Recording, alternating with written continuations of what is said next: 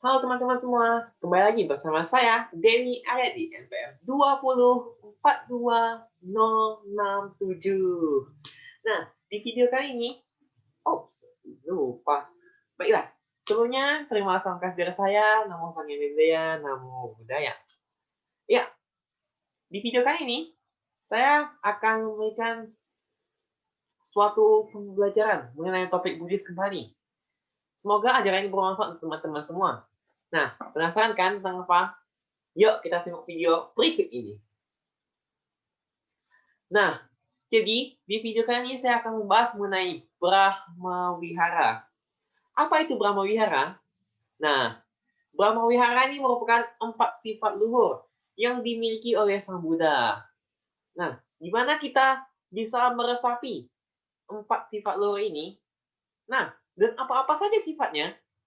Nah, jadi sifat-sifat luhur ini pertama adalah meta.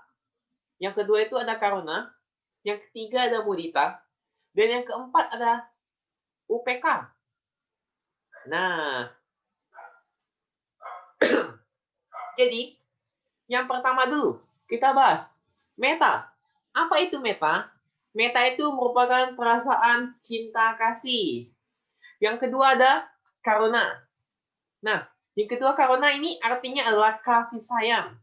Yang ketiga itu mudita, artinya simpati. Dan yang keempat UPK, yaitu batin yang seimbang. Nah, di video ini tujuan saya sebenarnya adalah untuk memberikan contoh bagaimana melaksanakan Brahma Wihara ini, sifat-sifat ini di kehidupan sehari-hari. Contoh yang pernah saya alami. Yang pertama dulu, kita bahas dari contoh pengalaman pribadi saya dalam melaksanakan meta, yaitu selalu mengucapkan sabe sata bawantu sukitata. Semoga semua makhluk hidup berbahagia.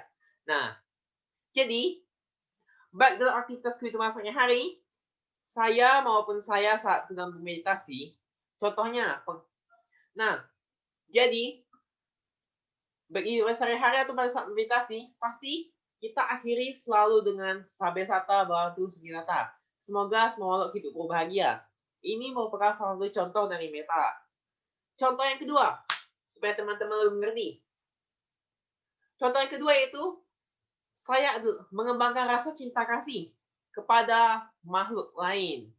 Saya biasanya meletakkan makanan di belakang rumah, kemudian memberinya sedikit makan. Nah, mana tahu ada makanan sisa dari teman-teman kan, dari teman-teman ada makanan sisa, terus teman-teman nggak sanggup mau habisin, bisa kan teman-teman berikan kepada makhluk hidup yang lain. Nah, mana makhluk yang lain ini bisa memakannya juga. Nah, ini merupakan salah satu contoh dari sikap meta. Bagaimana dengan yang kedua? Yang kedua, sikap karuna, yaitu kasih sayang. Nah, karuna ini adalah belas kasihan kepada semua makhluk yang menderita karena kesengsaraan. Wow. Intinya, karuna ini itu mengharapkan dengan tulus untuk meringankan mereka yang sedang hidup kesusahan atau sedang dalam keterpurukan. Contoh pengalaman pribadi saya dalam mengembangkan rasa karuna ini yaitu pernah memberikan donasi. Donasi kepada korban-korban bencana. Seperti ada bencana banjir, tanah longsor, atau gempa bumi. Nah, biasanya di pinggir-pinggir jalan banyak orang-orang yang melakukan penggalangan dana.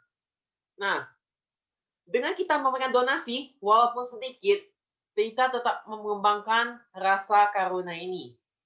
Karena meskipun sedikit bagi kita, tapi bisa bermanfaat bagi orang lain.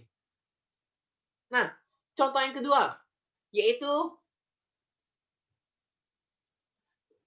saya pernah memberikan makanan kepada hewan yang saya jumpai dalam keadaan lapar.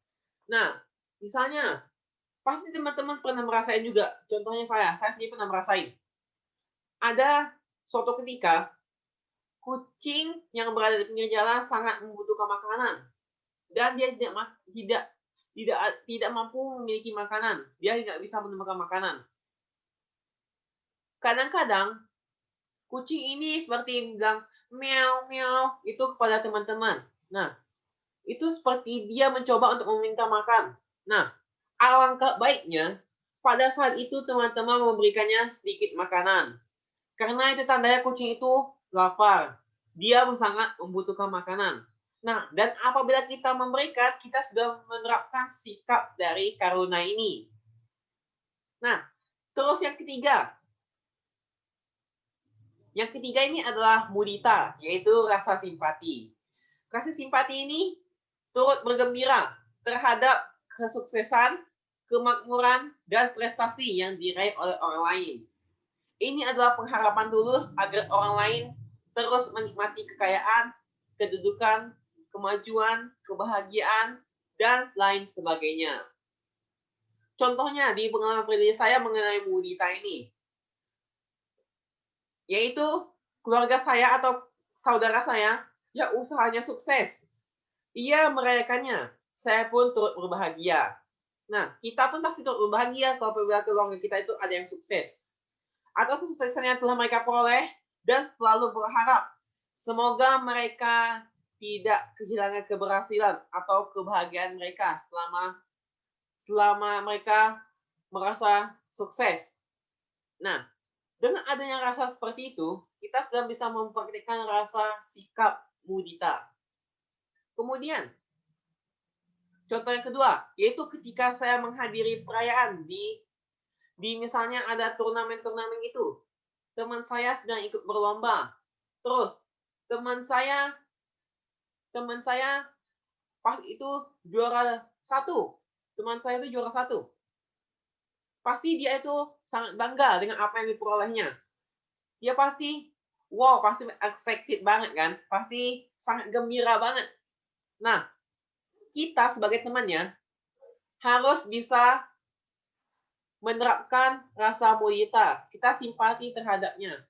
Bila mengucapkan selamat dan tidak adanya perasaan iri di dalam hati teman-teman. Itu sudah menjadi contoh di mana teman-teman bisa menawarkan sikap mudita.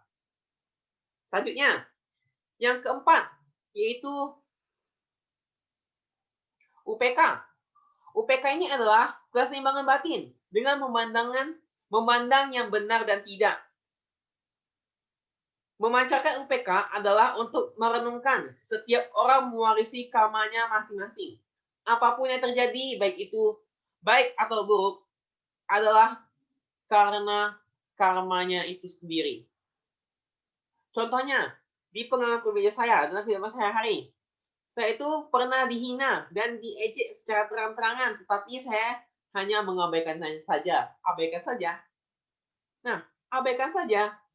Terus, karena saya tidak melakukan kesalahan apapun, dan saya memandang peristiwa ini dengan benar, di mana jika saya lawan, apa gunanya?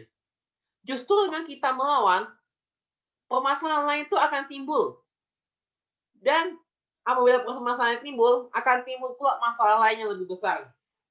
Jika kita mengabaikannya saja, pasti masalah ini akan berlalu. Pasti bisa kita lupakan.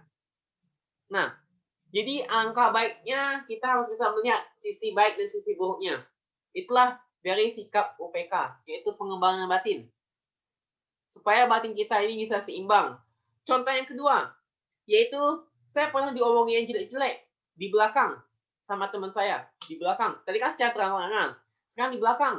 Nah, dia ngomongin di belakang, tapi selama apa yang mereka ucapkan ini tidak benar, saya tidak mempermasalahkannya. Buat apa? Nah, biasanya kan kalau teman-teman tidak tahu ada orang yang ngomong-ngomong di belakang. Nah, kadang-kadang ucapannya itu berlebihan loh. Tapi kita buat apa memperdulikannya? Sedangkan memang kita tidak membuat seperti itu.